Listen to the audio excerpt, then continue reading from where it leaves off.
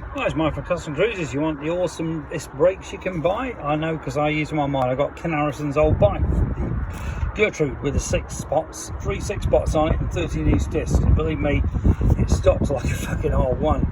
But check the quality. These are made in the UK, not the Far East like most of them. Even we do those. Jesus, it's windy. But you know, you got 6 pads. In fact, this is a 4. So you've got 4 pads in there. Mine's a 6. But the pins come out dead easy. Just take these little clips, pull the pins out and swap the pads. Looking at these, they do seem to have more pad than some of the older models, which didn't have a lot on at all. But cracking quality, very, very well made.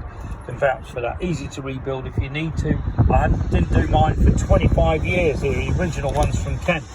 And they were running the original .5, the original pads and everything. Janine and the boss, awesome people to deal with. But if you want any Harrison billet stuff, we even do it now for the FXRs, for the rear, for the Machek swinging arms.